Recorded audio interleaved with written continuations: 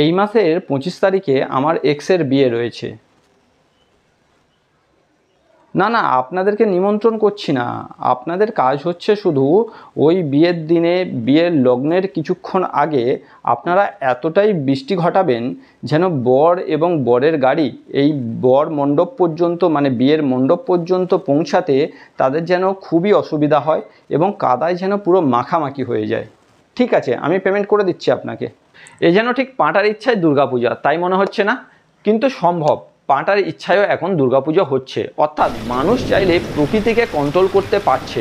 বিশ্বাস না হলে এই ভিডিওটা সম্পূর্ণ দেখুন, আশা করি আপনার সমস্ত ধারণা পরিষ্কার হয়ে যাবে। আজ আমরা এই ভিডিওতে কথা বলবো কৃত্রিম বৃষ্টিপাত অর্থাৎ ক্লাউড সিডিং টেকনোলজির সম্পর্কে। এই ক্লাউড সিডিং টেকনোলজি ব্যবহার করে আপনি কিন্তু আপনার ইচ্ছে মতো, আপনার পছন্দ মতো জায়গায়, এবং তা নয় আপনার সময় মতো, অর্থাৎ আপনি যে সময় চাইবেন সেই সময়ে কিন্তু আপনি বৃষ্টিপাত ঘটাতে পারবেন। এবং এটি কিন্তু দেশের বিভিন্ন জায়গায়, সারা পৃথিবীর বিভিন্ন দেশে কিন্তু এই টেকনোলজি অলরেডি ব্যবহার করা হচ্ছে। এখন আপনার মনে স্বাভাবিক প্রশ্ন কি আসছে, যে যেখানে যেখানে আমাদের জলের সমস্যা, আমরা দেখি দেশের বিভিন্ন জায়গাতে জলের সমস্যা রয়েছে, তাহলে সেই সব জায়গাগুলোতে এই টেকনোলজি ব্যবহার করে এই সমস্যার সমাধান তো করাই যেতে পারে। তাহলে কেন সেটা করা যায় না? আমাদের লিমিটেশন কোথায় রয়েছে, আমরা কোথায় পারি বা কোথায় পারি না, এই সমস্ত কিছু আজকে জেনে নেব কৃত্রিম বৃষ্টিপাত ক্লাউড সিডিং টেকনোলজির সম্পর্কে।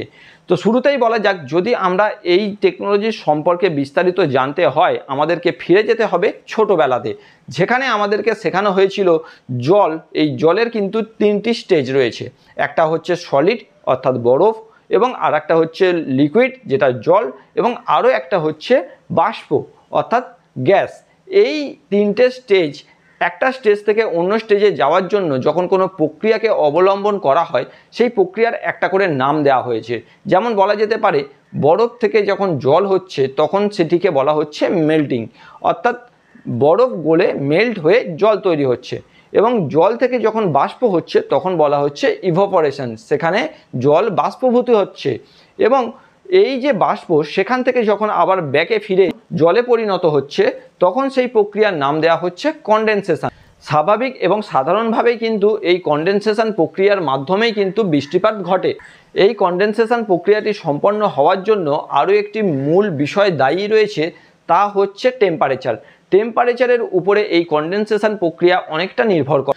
জল যখন হিট পাওয়ার পরে বাষ্পীভূত হয় তখন সেই বাষ্পীভূত জল জলীয় বাষ্পের আকারে বায়ুমণ্ডলে মিশে যায়।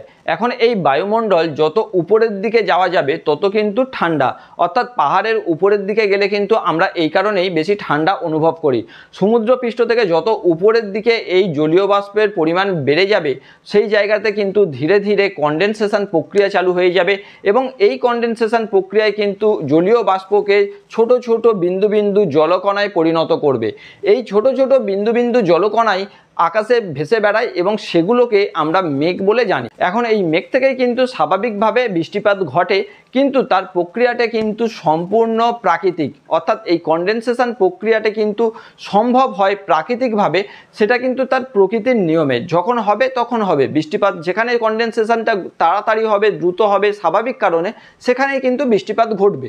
এখন এই কনডেনসেশন প্রক্রিয়াকে অর্থাৎ মেঘকে যদি আমরা দ্রুত ঘনীভূত করাতে পারি, দ্রুত যদি কনডেনসেশন করাতে পারি, তাহলে কিন্তু আমরা এই কৃত্রিম বৃষ্টিপাত যে কোনো জায়গাতেই ঘটাতে পারব। এই জল বাষ্পীভূত হয়ে মেঘ তৈরি হওয়া পর্যন্ত কিন্তু আমাদের হাতে কিছু নেই। এর পরবর্তী স্টেজ যেখানে মেঘ তৈরি হয়ে গেছে, সেই মেঘটাকে কিন্তু আমরা কন্ট্রোল করতে পারবো। কিভাবে পারবো? মেঘকে যদি আমরা দ্রুত ঘনীভবন করাতে পারি, অর্থাৎ মেঘকে আমরা যদি তাড়াতাড়ি জলে পরিণত করে দিতে পারি, বড় বড় জলকণাতে পরিণত করে দিতে পারি, তাহলে কিন্তু আমরা বৃষ্টিপাত ঘটাতে পারি যে কোনো জায়গাতে। আর এর জন্য প্রয়োজন মেঘের যে টেম্পারেচারে মেঘটা রয়েছে তার টেম্পারেচারকে কিন্তু কম করে দিতে হবে, এবং ওই মেঘের চারিদিকে একটি সারফেস দিতে হবে, যে সারফেসে কিন্তু ওই জলকণাগুলো টাচ করবে এবং ঘনীভবন প্রক্রিয়াটি আরও দ্রুত সম্ভব হবে। উদাহরণস্বরূপ আমরা বলতে পারি একটি ঠান্ডা জলের বোতলকে যদি আমরা স্বাভাবিক পরিবেশে বসিয়ে রাখি, কিছুক্ষণ পরে আমরা দেখতে পাই যে তার গায়ে ছোট ছোট জলকণার সৃষ্টি হয়েছে। এই জলকণার সৃষ্টি হচ্ছে বাতাসে জমে থাকা জলীয় বাষ্প ধীরে ধীরে ঠান্ডা হচ্ছে। ওই জলের কাছাকাছি অর্থাৎ ওই বোতলের কাছাকাছি যে জলবায়ুটা রয়েছে সেই বায়ু কিন্তু ধীরে ধীরে ঠান্ডা হচ্ছে ওই ঠান্ডা জলের কারণে। এখন এই ঠান্ডা হলেই যে সে জলকণায় পরিণত হবে তা নয়, তার জমতে হলে অর্থাৎ জলকণায় পরিণত হতে হলে তাকে একটি সারফেস থাকা দরকার। আর এই সারফেসটাই কাজ করছে জলের বোতলের গা, অর্থাৎ জলের বোতলের গা একটি সারফেস আকারে কাজ করছে এবং জলটা যদি যেহেতু ঠান্ডা সেহেতু জলবায়ু তার পরিবেশটা কিন্তু ঠান্ডা তৈরি করে দিচ্ছে, ফলে ওই বাতাসে থাকা জলীয় বাষ্প তা জলকণার আকারে ওই বোতলের গায়ে জমা হচ্ছে।